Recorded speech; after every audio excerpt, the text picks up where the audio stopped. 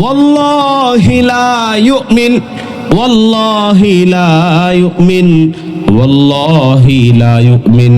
আল্লাহ রাসূল সাল্লাল্লাহু আলাইহি ওয়াসাল্লাম তিনবার রব্বুল আলামিনের নামের কসম কেটেছে।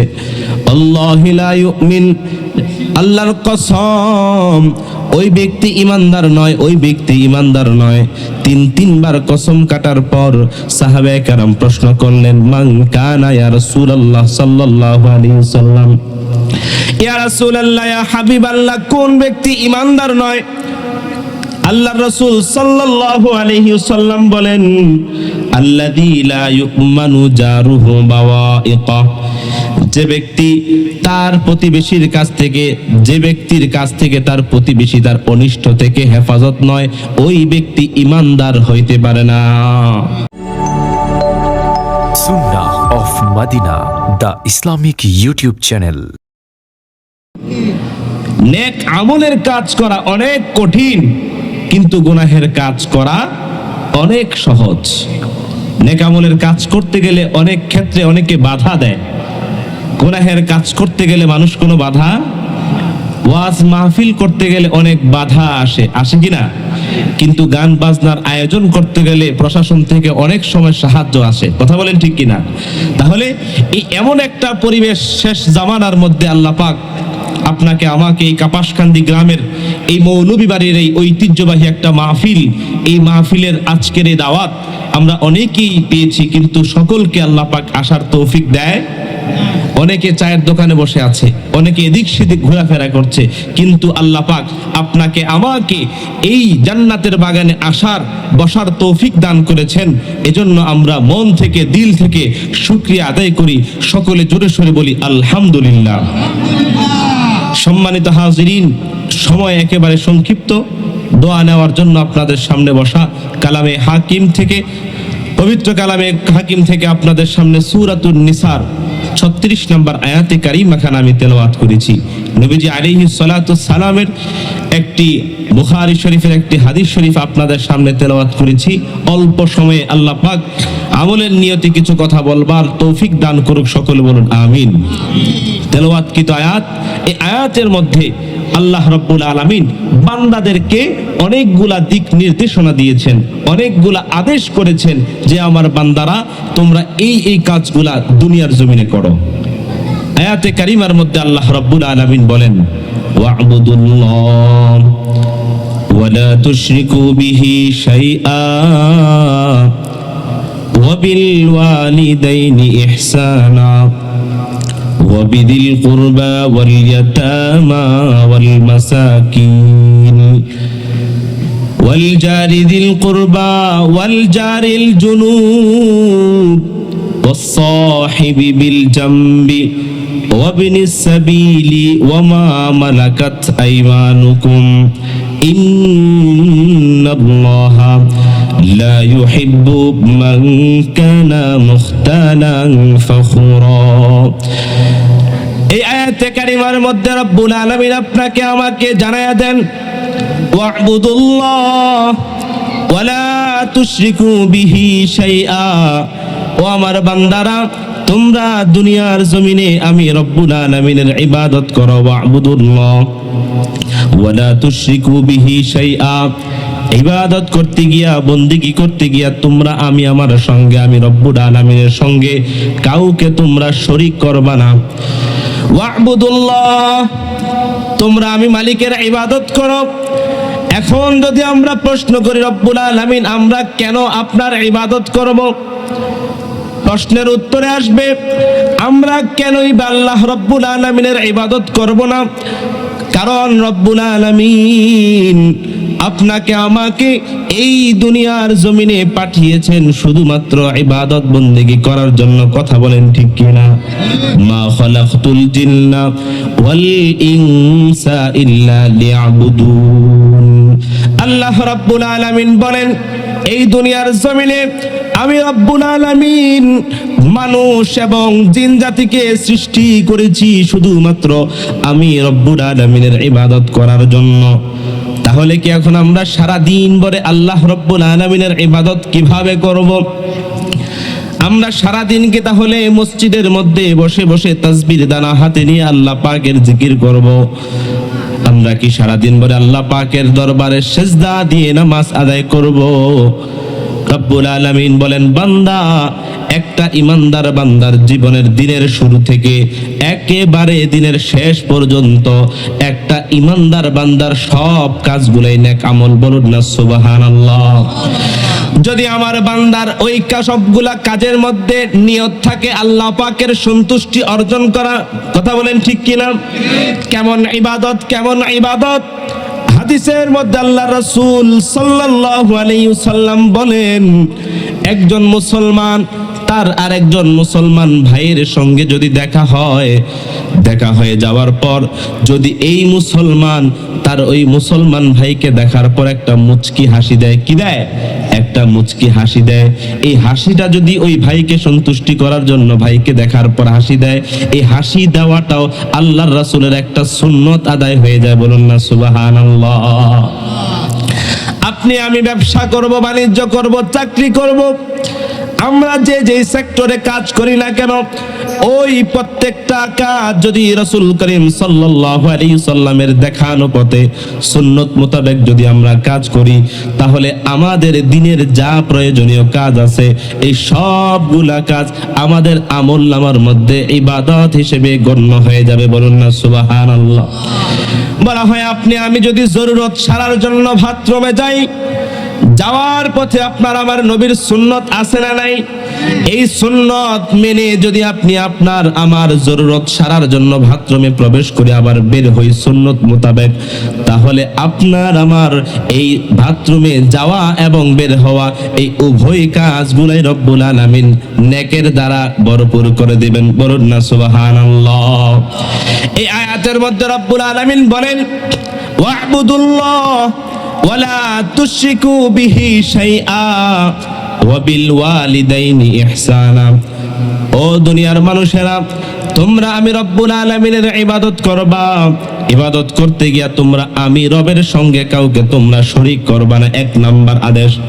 দুই নাম্বার আদেশ রব্বুল আলামিন বলেন, ওয়া বিল ওয়ালিদাইনি ইহসানা। দুনিয়ার জমিনে তোমাদের পিতা মাতার সঙ্গে তোমরা ভালো ব্যবহার করবা। ওয়াবিল ওয়ালিদাইনি ইহসানা, তোমরা তোমাদের পিতা মাতার সঙ্গে তোমরা ভালো ব্যবহার করবা। এই ভালো ব্যবহারের কথা যখন আল্লাহ রব্বুল আলামিন যখন ভালো ব্যবহারের কথা আনছে, এরপর রব্বুল আলামিন আরো কিছু মানুষের সঙ্গে ভালো ব্যবহার করার কথা বলেছেন।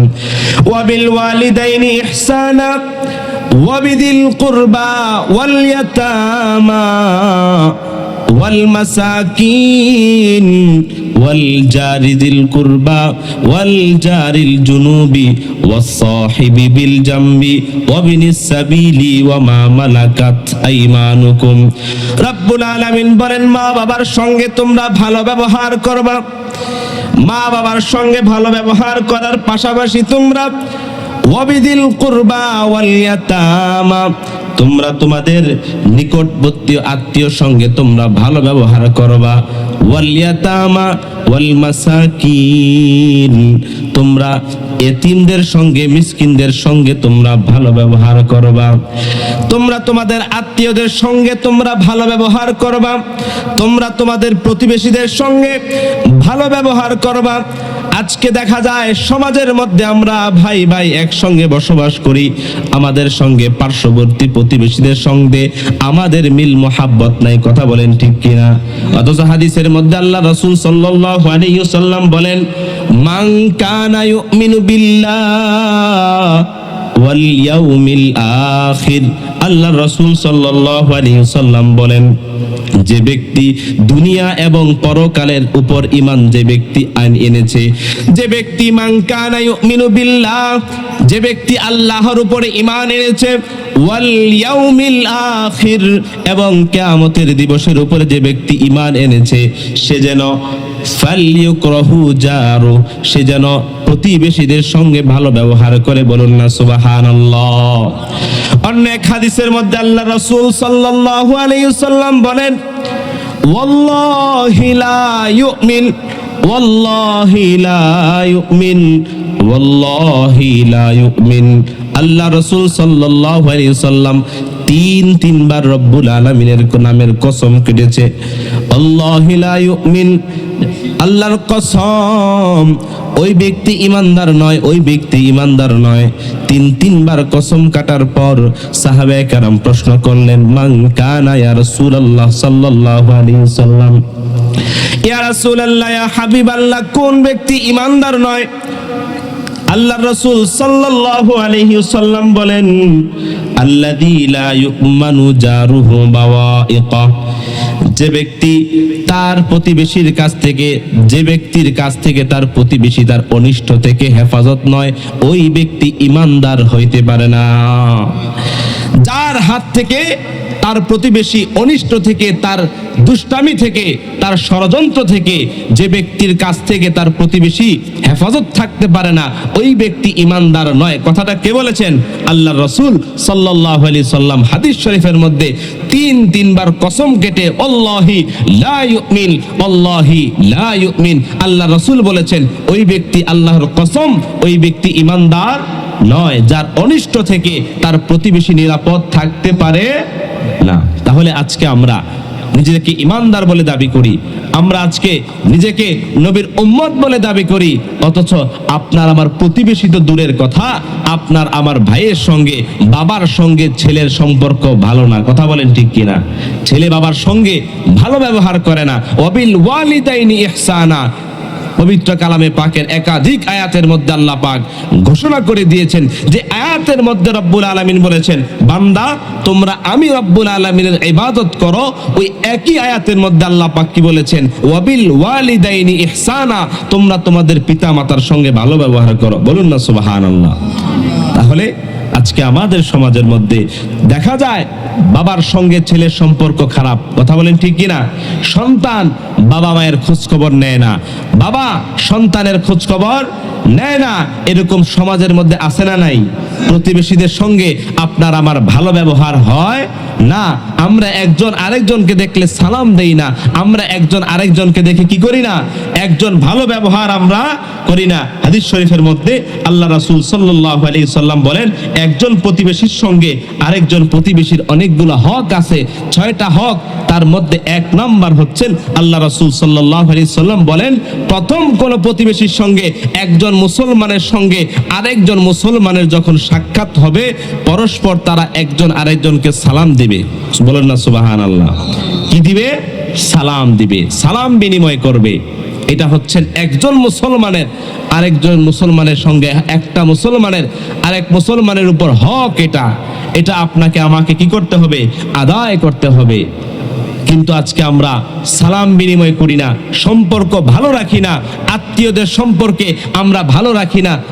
আল্লাহ রাব্বুল আলামিন এই আয়াতে কারিমার মধ্যে বলে দিয়েছেন, ওয়াবিদিল কুরবা ওয়াল ইয়াতামা ওয়াল মাসাকিন, তোমরা এতিম মিসকিনদের পরে ওয়াল মাসাকিনি ওয়াল জারিদিল কুরবা ওয়াল জারিল জুনুব ওয়াস সাহিবি বিল জামবি ওয়াবিনিস সাবিল, তোমরা তোমাদের দূর আত্মীয় এবং তোমরা তোমাদের নিকটবর্তী আত্মীয়দের সঙ্গে, প্রতিবেশীদের সঙ্গে তোমরা ভালো ব্যবহার করো। মুফাসসিরিনে কেরামগণ বলেন, প্রতিবেশী বলতে কাকে বোঝানো হয়েছে? মুফাসসিরিনে কেরামগণ বলেন, আপনার আমার বাড়ির সামনে 40টা ঘর, আপনার আমার বাড়ির পিছনে 40টা ঘর, আপনার আমার বাড়ির ডান দিকে 40 ঘর, বাম দিকে 40 ঘর, যতগুলা ঘর বাড়িঘর আছে এই প্রত্যেকটা মানুষই আমার প্রতিবেশী। বলুন না সুবহানাল্লাহ। তাহলে আপনার আমার সম্পর্ক তাদের সাথে কেমন? তাদের সাথে আপনার আমার ব্যবহার কেমন হচ্ছে? এটা আপনাকে আমাকে বুঝতে হবে। তাহলে আল্লাহ রাসূল বলেছেন, যে ব্যক্তি কি তার প্রতিবেশীর সঙ্গে ভালো ব্যবহার করবে না। অন্য এক হাদিসের মধ্যে আল্লাহ রাসূল বলেন, জিবরাইল আমিন যখনই আমার কাছে আসতো তখনই প্রতিবেশীর হক, প্রতিবেশীর সঙ্গে ভালো ব্যবহার করা, প্রতিবেশীর হক আদায় করা, এই সম্পর্কে আমাকে সঙ্গে কথা বলতো। আল্লাহ রাসূল বলতেন যে আমার মনের মধ্যে ভয় হয়ে গেল, এমনটানি হয়ে যায় যে প্রতিবেশীকে আল্লাহ পাক ওয়ারিসের সম্পদের মালিক নেবার বানায় দেয়। মানে প্রতিবেশী সম্পর্কে জিবরাইল আমিন এতবার আল্লাহ রাসূলকে নসিহত করেছেন, করেছেন, আল্লাহ রাসূলের উপর কথা বলেছেন, যে আল্লাহ রাসূল বলেন আমার মনে হয়ে গেল যে প্রতিবেশীর সঙ্গে প্রতিবেশীকে ওয়ারিশ বানিয়ে দিবেন নাকি এরকম টানি হয়ে যায়। তাহলে আপনি আমি আল্লাহ পাকের এই 1 নম্বর আদেশ ওয়াবুদুল্লাহ, ইবাদত কিভাবে করব, ইবাদত করার অনেকগুলো পদ্ধতি, তার মধ্যে একটা পদ্ধতি হচ্ছে নামাজ পড়া। কি পড়া? আরো জোরে বলেন, কি পড়া? শীতকাল চলে আসছে, নামাজের মুসল্লি অনেক কমে গেছে, কথা বলেন ঠিক কিনা? ফজরে অনেক মুসল্লি আগে দেখা যাইতো, এখন দেখা যায় না। জোহরের সময় অনেক মুসল্লি আগে দেখা যাইতো, আসর মাগরিব এশায়, এখন শীতকাল চলে আসাতে অনেকে শীতের ভয়ে নামাজ পড়ে না, কথা বলেন ঠিক কিনা? তাহলে শীত আসুক, শীত চলে যাক, আপনার আমার উপরে এই নামাজের দায়িত্ব, এই নামাজ আপনার আমার উপরে আল্লাহ পাক যে ফরজ করেছেন, এই বিধান কি শীত আসলে চলে যায়? আরো জোরে বলেন, চলে যায়? তাহলে এই ইবাদত করার একটা মাধ্যম, সেই মাধ্যমটার নাম হচ্ছে কি?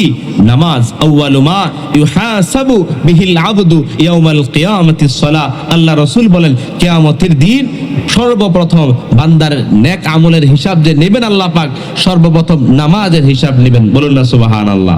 তাহলে আপনার আমার নামাজ ঠিক রাখতে হবে। ইবাদতের আরেকটা মাধ্যম রোজা রাখা, নেক আমল করা, সৎ কাজের উপদেশ দেওয়া, অসৎ কাজের নিষেধ করা, কথা বলেন ঠিক কিনা?